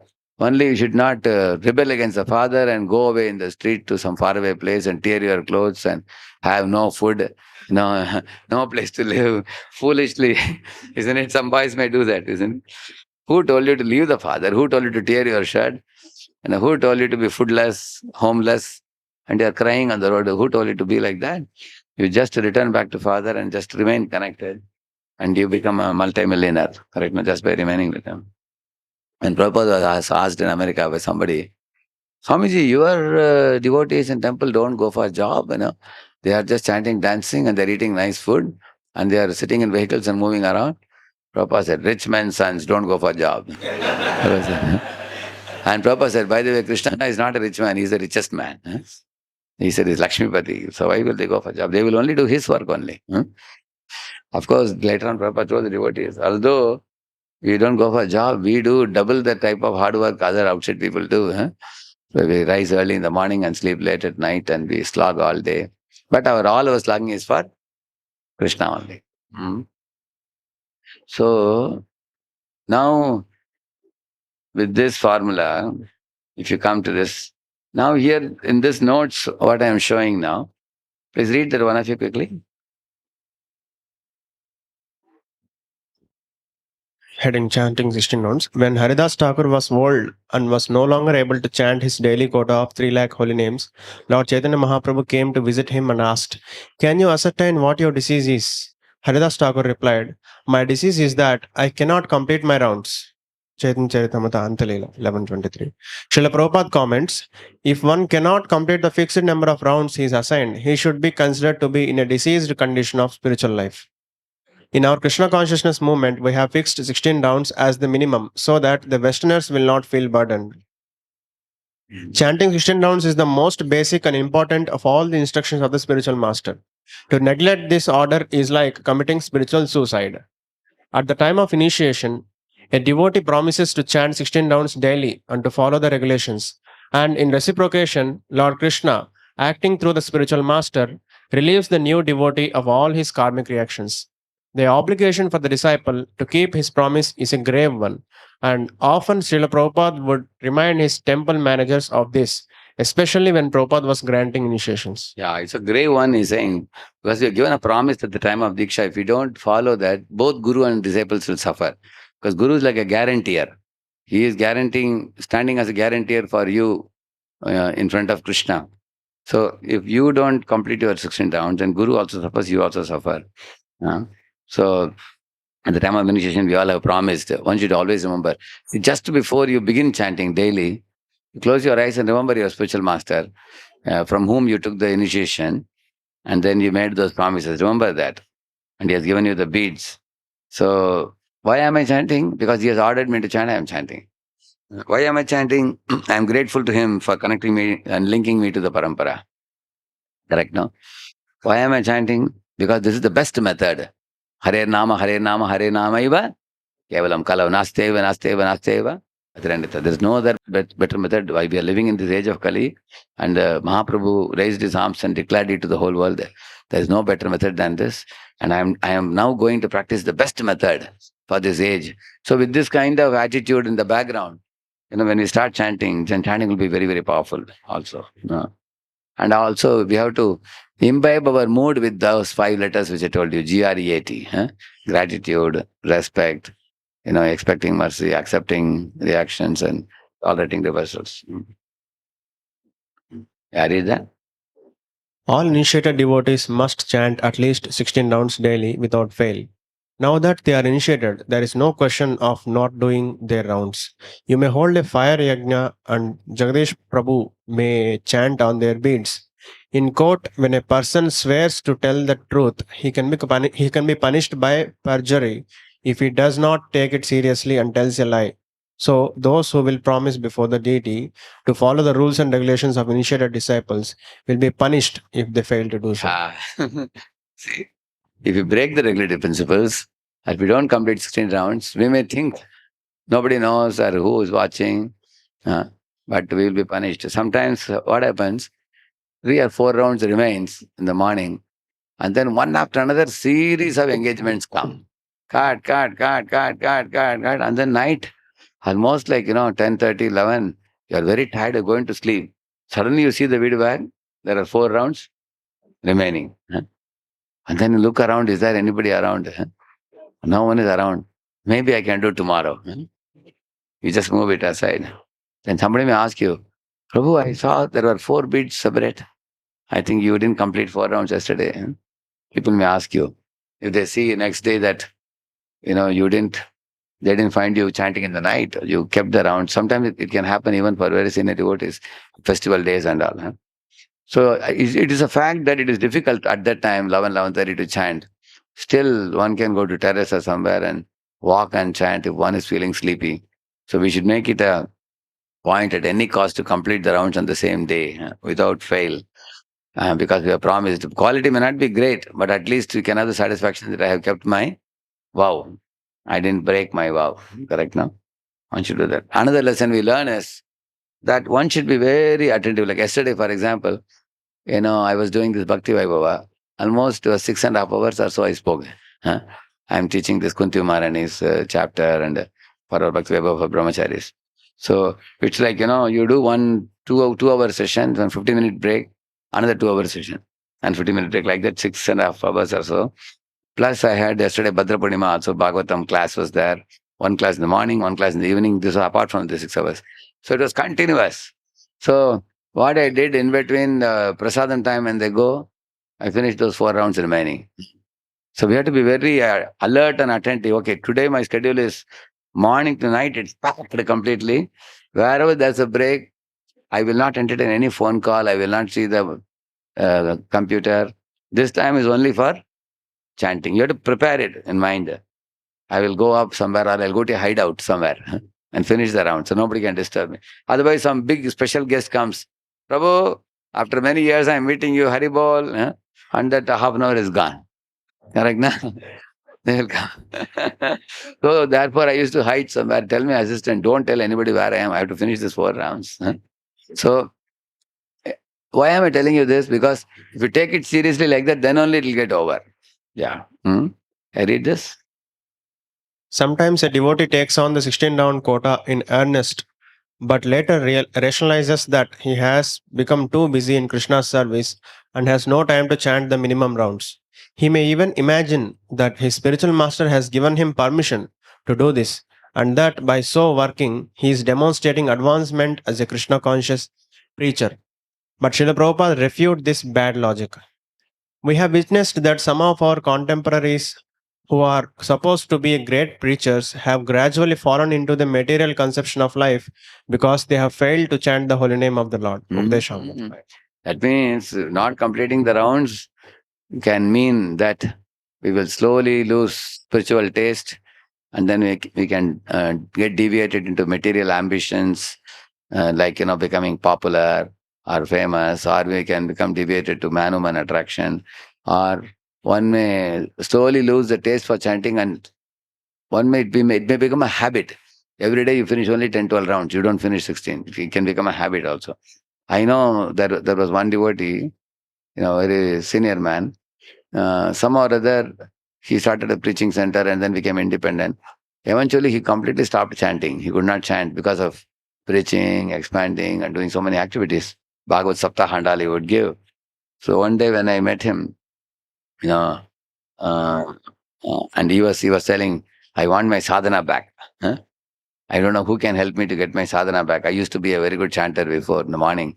Now from early morning to night I am busy. I have no time for japa. So now he lost all his followers because all the followers earlier had respect for him. They saw that he never is seen with a bead bag, never chants, never does the morning program. They said, you speak very nicely, eloquently, but you don't perform your spiritual duties. So sorry, sir, we cannot follow you. You inspired us in early days by bringing us to Krishna consciousness, but now we would like to follow somebody else who is faithfully following. That way, what happened is sadhana also got lost, the people also got lost. Now he became empty now. Now he's practically living alone. Huh? So therefore, Prabhupada is warning us. I read further. People also speculate as to why 16 rounds have been chosen as a minimum. They sometimes remark that the number seems arbitrary and that there is no absolute obligation to chant that much. But Srila Prabhupada, as the authorized spiritual master for establishing Krishna consciousness, very deliberately arrived at 16 as the absolute minimum number of rounds daily for his disciples. Srila Prabhupada's spiritual master asked his disciples to chant 64 rounds, but Srila Prabhupada experienced that was not possible for the restless Westerners. His choice of 16 rounds as a rock bottom minimum is not a whimsical thing or a number that can be lowered as one likes. See, His Holiness Jayapataka Maharaj has given answer to this question.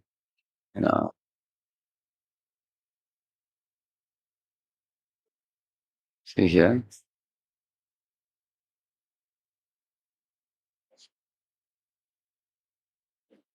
Here, see his answer by, you can read this one. Question: why do we chant 16 rounds? What is special about this number? Answer by His Holiness Jayapataka Swami. Actually, in some places in the Vedas, it is said that if you chant 1 lakh names of Krishna, that is enough to get you back to the spiritual world. So the number is 1 lakh, which should be 64 rounds. But then, Prabhupada, when he came to the West, he found that the people are active and so many requirements. He said that if we do a regular practice of Bhakti Yoga, of service, so that more or less we are always staying in the yoga environment, then even 16 rounds should be enough. So then he would guarantee us to get back to Godhead in this one lifetime to get back to the spiritual world. We are all spiritual in nature and we are taking so many births here in the material world. To end the cycle of repeated birth and death, that requires some spiritual focus. So he is saying that if you do 16 and follow a very good lifestyle, then you can get back in this one lifetime. He would promise that. But as Minister of Congregational Development and Community Development, I am seeing people who are not living in temples. 99% of all our followers are practicing from home. So many people obviously they are not able to chant 16 rounds. Some chant 8 rounds or 4 rounds. At least chant something that is a minimum because that brings steadiness in your spiritual progress. It also helps you to control the mind and make a decision to do something and actually do it. One has to know what you can do as a regular thing, 1 round or 2 rounds or 4 rounds. It may not be guaranteed that you may go back home, go back to Godhead, but maybe someone can go back to Godhead. But they have to start somewhere and later get taste when you chant more rounds. It is more of an experience. With the first 4 rounds, you feel peaceful. The next 4 to 8, you start to get some energy. And after the 8th to the 16th, you actually get the spiritual taste in the mouth and heart. and you start to develop a deeper spiritual reciprocation with the chanting the living mantra. The mantras are living, they are spiritual, they are alive and dynamic. I had a situation once where just as I was newly practicing, I was working outside in a restaurant. Although my parents and grandparents were very wealthy due to emergencies, I was working in a restaurant. The person who was the cook there, he suddenly fainted. So everybody there ran but didn't know how to revive him. That time I was already chanting and practicing Bhakti Yoga. I didn't know what to do, but I went over and just chanted Hare Krishna in his ear. And then all of a sudden he started like shaking and his eyes opened and sat up. He looked around and he asked me, "What is it you chanted?" I left my body and from Montreal reached Belgium. Somehow this astral body was out of my gross material body, and when you chanted this Hare Krishna, at first I felt very far away. Then it got louder and louder. There was reverse echo. It was not static, it was dynamic. It filled my whole system. It brought back my astral body to my gross body, and then I came back to consciousness. This was for me also interesting to know how this mantra is dynamic and how it increases our consciousness and how it purifies our different emotions and thoughts. So try to do your minimum chanting and that will build up. 16 rounds will amount to 10 million names in a year. Prabhupada's guru had also told his followers that those who are living as monks in the temple, they were advised to do 64 rounds. But those who are going out and preaching and doing different activities, he said 16 will be enough. So Prabhupada has kept it at 16. 64 is pretty much out of the range. Just fix some minimum number. Correct, na? So Bhaktivinoda Thakur had 2-3 standards he had. If somebody is not preaching, he said 64 rounds. Somebody is preaching, then 16 rounds. He also had. I heard he had even 32 rounds also for some. As a guru, he gave different to different people, but Prabhupada made it standard so that people cannot cheat. Once the standard is fixed for all, everybody can know that this is the standard we have to follow. Read this one. Srila Prabhupada was informed by mail that one of his temple presidents was chanting only 14 rounds daily. Srila Prabhupada replied simply that he should be encouraged to chant his 16 rounds. The injunction is Kirtaniya Sadahari, wrote Srila Prabhupada. One should always be chanting all day. The 16 rounds is just a minimum I set for my disciples so they will chant at least that much. When Srila Prabhupada first visited Japan in 1970, several young people became his admirers and took up the chanting of Hare Krishna. Two of them wrote to Srila Prabhupada and told him that they were experiencing joy while chanting the Maha Mantra. This news pleased Srila Prabhupada, and he replied with the ecstatic advice that they should chant constantly. Please, therefore, continue to chant this mantra as many times as possible throughout the day and night. I do not think there is any inconvenience or loss on your part if you do so all the time. Even when you are walking, you can softly chant Hare Krishna, Hare Krishna. Or even when you are on the bus going to somewhere, you can also chant. When you are working with your hands, you can also chant. And when you are resting or going to take rest, you can also chant. Even in your toilet room, while taking bath, you can also chant. In this way, there is no limitation or restriction for chanting this holy name of God, Krishna, and his energy Hara. In doing this business, there is no loss, but there is very great gain, which is transcendental realization. Exclusive chanting on beads is not our only duty. Not only are we too restless, but we have many duties to perform on behalf of the Krishna consciousness movement. But all devotees must chant the minimum rounds, no matter what else they have to do. Amongst all our duties, we must never forget to complete our 16 rounds. Srila Prabhupada wrote to a disciple who had raised some questions about the mantra. We should not be carried away simply by the Krishna duties, which are also regarded as good as chanting. But in all circumstances, we shall not forget this duty. Somebody shouldn't say that, Prabhu, do you think I am in Maya? See, morning to night I am doing only seva. Is it not Krishna consciousness? Don't give any kind of justification. Chanting 16 rounds is separate, service is separate. One should not mix both. Once I was asking my spiritual master that,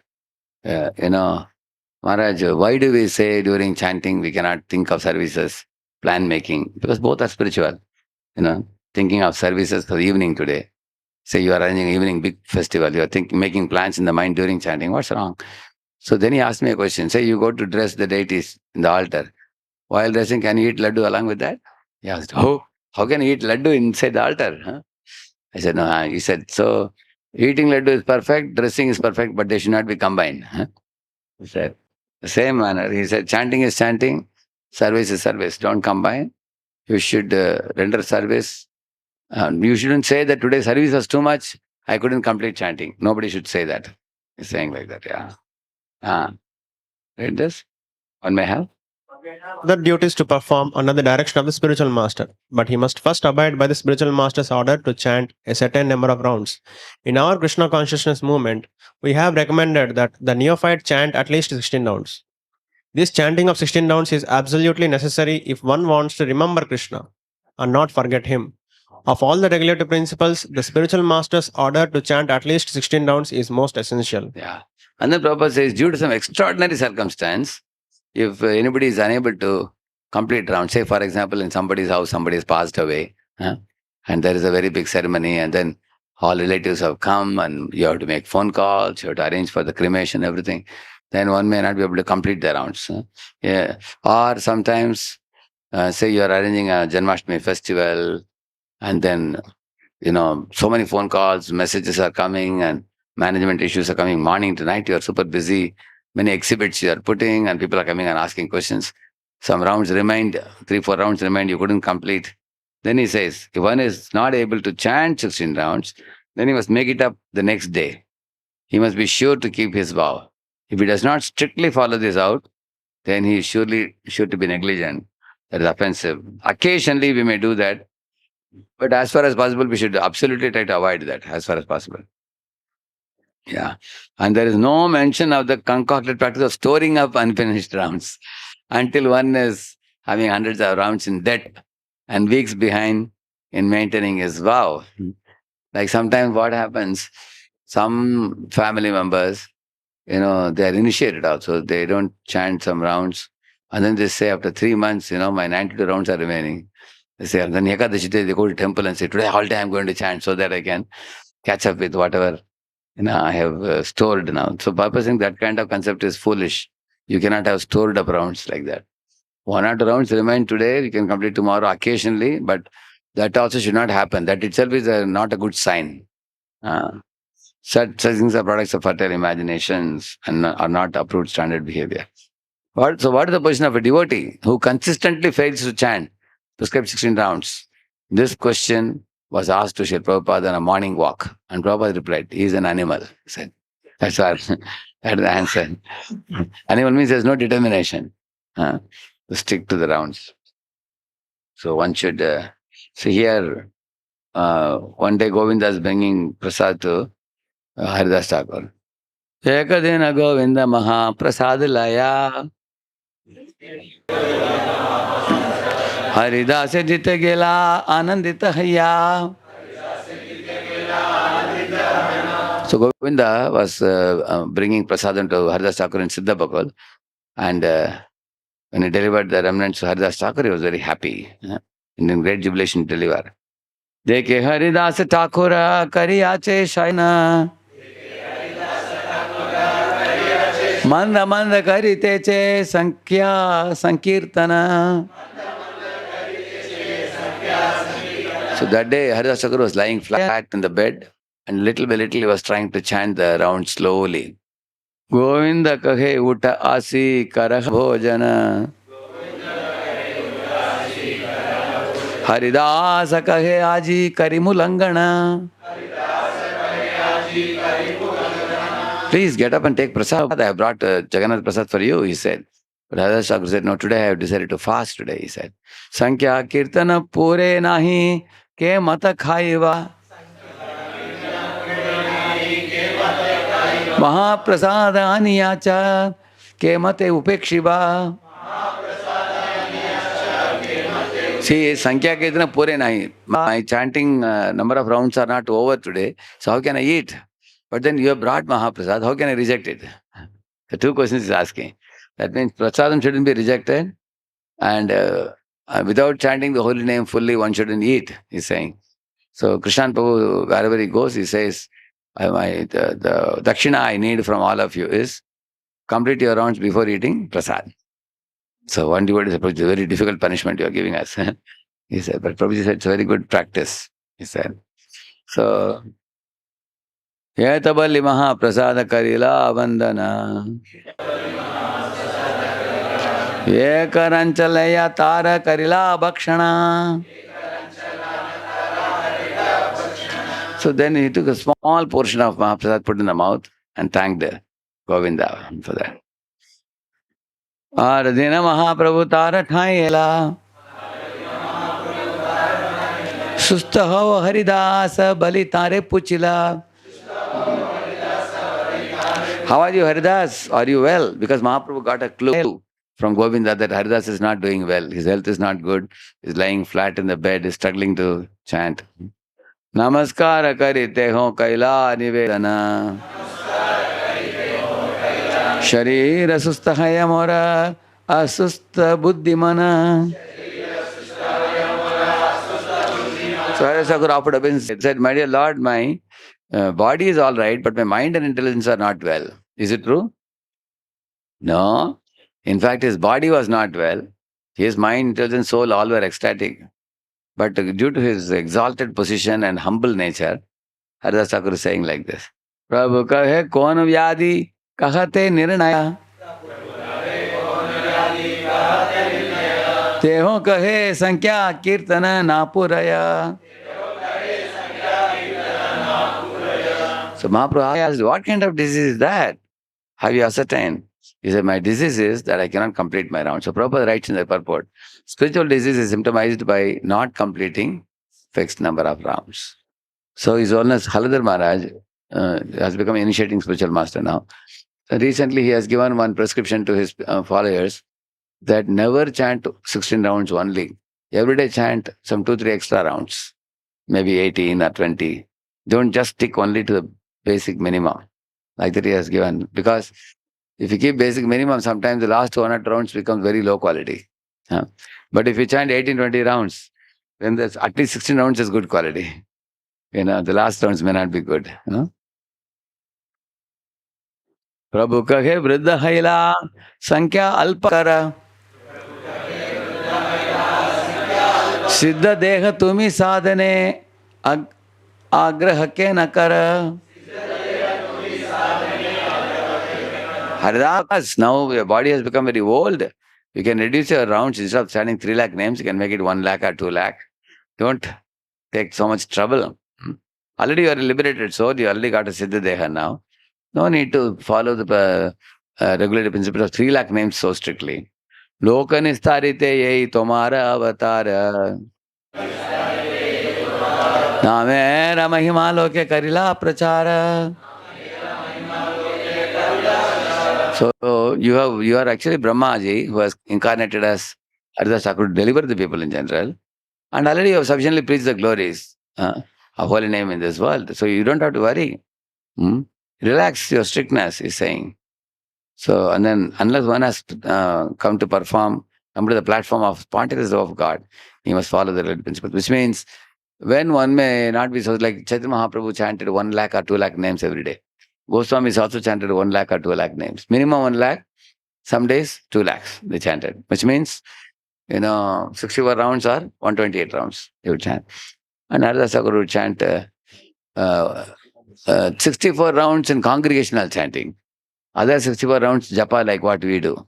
Another 64 rounds upamsu. Upamsu means mauna japa he would do. So 64 rounds silent chanting, 64 rounds like us chanting, and 64 congregational singing. Like that, a total of 192 rounds.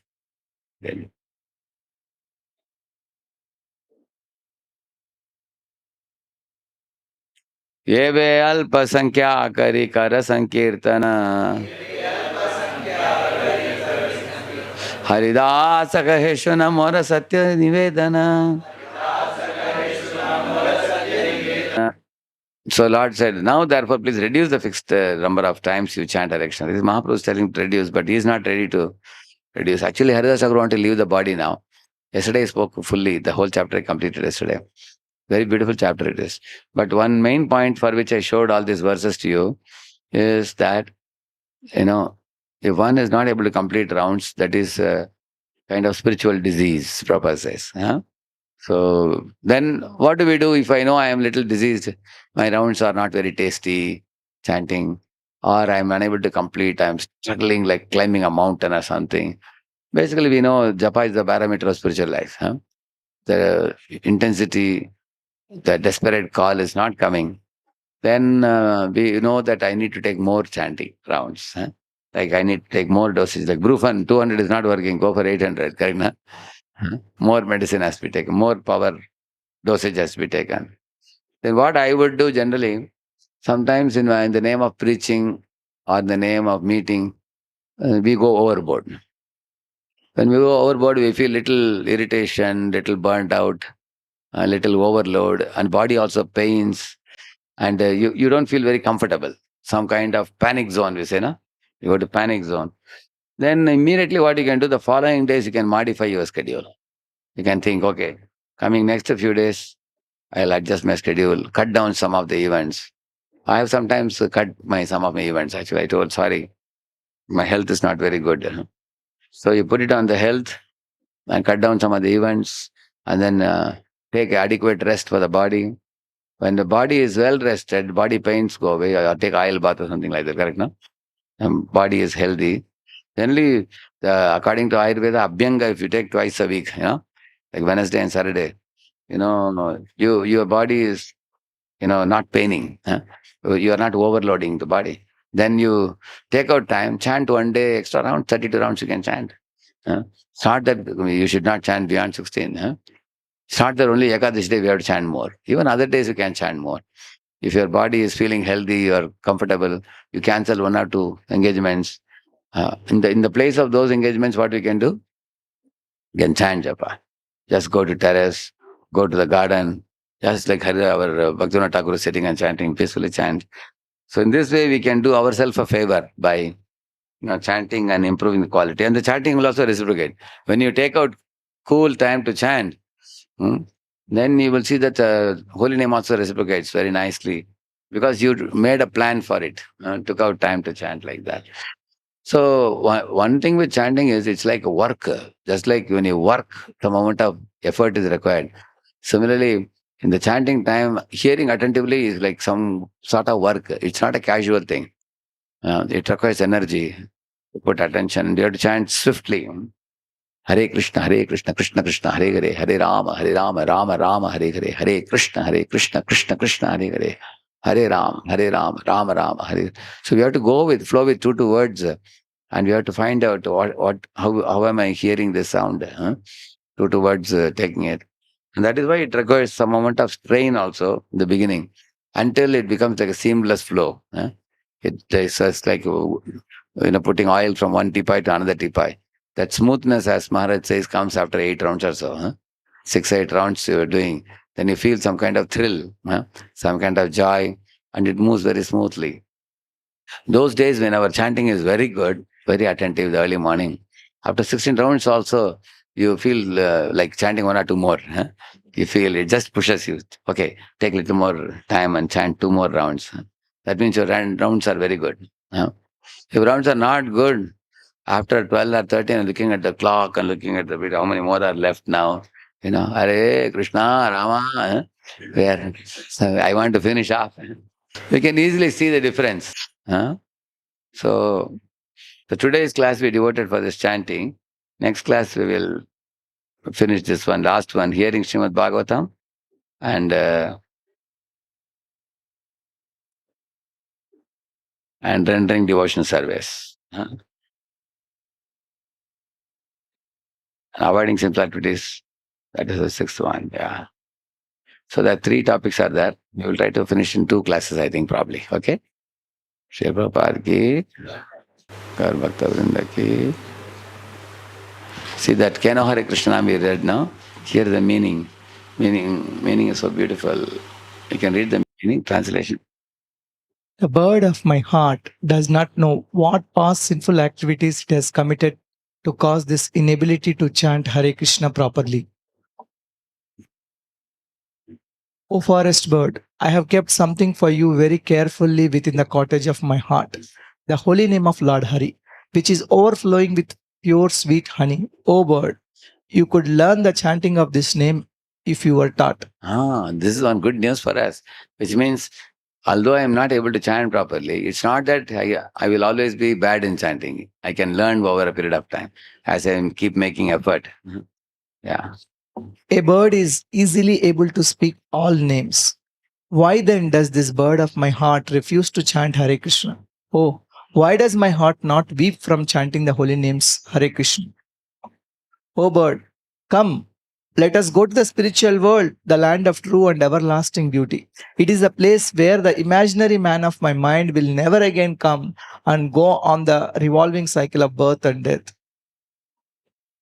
O bird, at the time of death, your body will simply be placed upon a funeral stretcher, lifted on the shoulders of 4 persons and carried to the cremation grounds. Alas, the cremation fire will then enter your mouth and totally consume your tongue. There will be nothing you can do to save yourself, for at that time it is too late. You will be unable to speak anymore. Therefore, chant is saying. So in this way, why while chanting Hare Krishna you are not crying, he's saying. So why does my heart not weep from the chanting of the holy name of Hare Krishna? Keno Hare Krishna Naam, Hari Bole, Mano Prana Kandana. So he's speaking to his own heart, calling the heart as a bird. Very beautiful prayer. Thank you, Shri Prabhupada ki, Gaur Bhaktavinda ki. Thank you. Only I didn't give any time for questions. I didn't leave because it was a little big